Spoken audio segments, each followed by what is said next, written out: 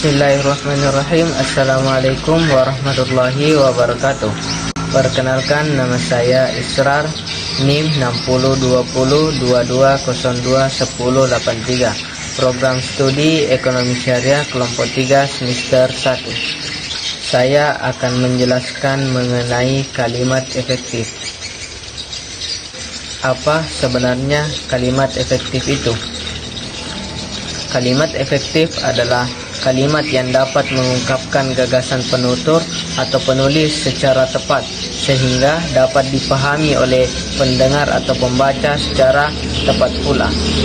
Efektif dalam hal ini adalah ukuran kalimat yang memiliki kemampuan menimbulkan gagasan atau pikiran pada pendengar atau pembaca. Adapun syarat-syarat kalimat efektif di sini adalah yang pertama, yaitu secara tepat mewakili pikiran pembaca atau penulis.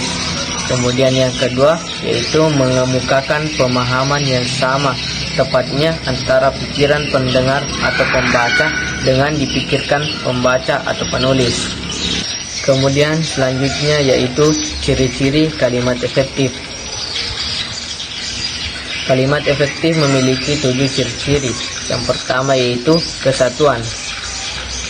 Yang dimaksud kesatuan di sini adalah terdapatnya satu ide pokok dalam sebuah kalimat. Dengan satu ide itu, kalimat boleh panjang atau pendek, menggabungkan lebih dari satu kesatuan, bahkan dapat mempertentangkan satu sama lainnya, asalkan ide atau gagasan kalimatnya tunggal. Kemudian yang kedua yaitu kepaduan atau koherensi. Yang dimaksud koherensi di sini adalah hubungan yang padu antara unsur-unsur pembentuk. Yang termasuk unsur-unsur pembentuk di sini adalah kata, frasa, klausa, serta tanda baca yang membentuk S, P, O, vel, ket dalam kalimat. Kemudian yang ketiga yaitu kepararelan. Yang dimaksud dengan kepararelan atau kesejajaran adalah terdapatnya unsur-unsur yang sama derajatnya, sama pola atau susunan kata dan frasa yang dipakai di dalam suatu kalimat. Umpamanya dalam sebuah perincian, unsur pertama menggunakan verba, unsur kedua dan seterusnya juga verba. Jika bentuk pertama menggunakan nomina, bentuk berikutnya juga harus menggunakan nomina. Kemudian yang keempat yaitu penekanan. Yang dimaksud dengan penekanan di sini adalah suatu perlakuan khusus menonjolkan bagian kalimat sehingga berpengaruh terhadap makna kalimat secara keseluruhan. Cara yang dipakai untuk memberi perlakuan khusus pada kata-kata tentu ada beberapa, yaitu yang pertama yaitu dengan meletakkan kata yang ditonjolkan itu di awal kalimat. 2. Dengan melakukan pengulangan kata atau repetisi. 3. Dengan melakukan pengonterakan kata kunci. 4. Dengan menggunakan partikel atau penegas. Kemudian ciri yang kelima yaitu kehematan. Yang dimaksud dengan kehematan adalah menghindari pemakaian kata yang tidak perlu. Hemat tidak berarti harus menghilangkan kata-kata yang dapat memperjelas arti. Hemat di sini berarti ekonomis, tidak memakai kata-kata mubazir, tidak mengulang-ulang subjek, tidak menjamakkan kata yang sudah berbentuk jamak. Dengan hemat, kata-kata diharapkan menjadi padat berisi. Kemudian ciri yang keenam yaitu kelogisan. Yang dimaksud dengan kelogisan ialah mengupayakan agar ide kalimat masuk akal. Logis dalam hal ini juga menuntut adanya pola pikir yang sistematis, runtut atau teratur dalam perhitungan angka dan penomoran. Sebuah kalimat yang sudah benar strukturnya, sudah benar pula pemakaian tanda baca, kata dan frasa dapat menjadi salah karena maknanya tidak masuk akal atau lemah dari segi logika. Kemudian Ciri ketujuh yaitu ketegasan.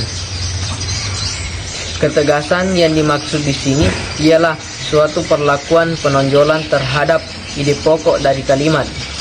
Untuk membentuk penekanan dalam suatu kalimat ada beberapa cara, yaitu 1. Meletakkan kata yang ditonjolkan itu di depan kalimat atau di awal kalimat. 2. Membuat urutan kata yang bertahap. 3. Melakukan pengulangan kata atau repetisi. Yang keempat yaitu melakukan pertentangan terhadap ide yang ditonjolkan. 5. Menggunakan partikel penekanan atau penegasan seperti partikel lah, pun, dan kah. Kemudian materi selanjutnya yaitu unsur-unsur kalimat efektif. Kalimat efektif memiliki 5 unsur. Yang pertama yaitu subjek.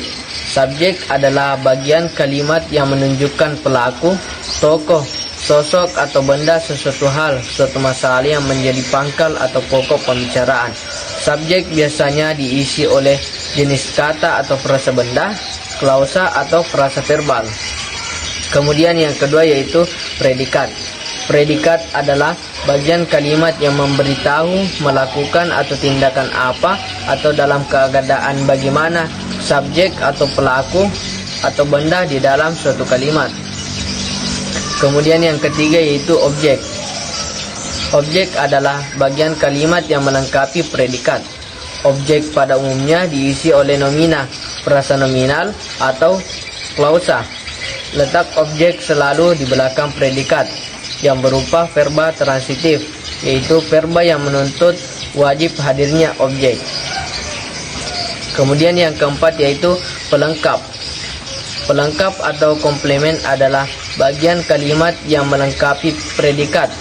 Letak pelengkap umumnya di belakang predikat yang berupa verba. Kemudian yang kelima yaitu keterangan. Keterangan adalah bagian kalimat yang menerangkan berbagai hal mengenai bagian kalimat yang lainnya. Unsur keterangan dapat berfungsi menerangkan S, O, P, dan pel. Posisinya bersifat bebas, dapat di awal, di tengah, ataupun di akhir kalimat.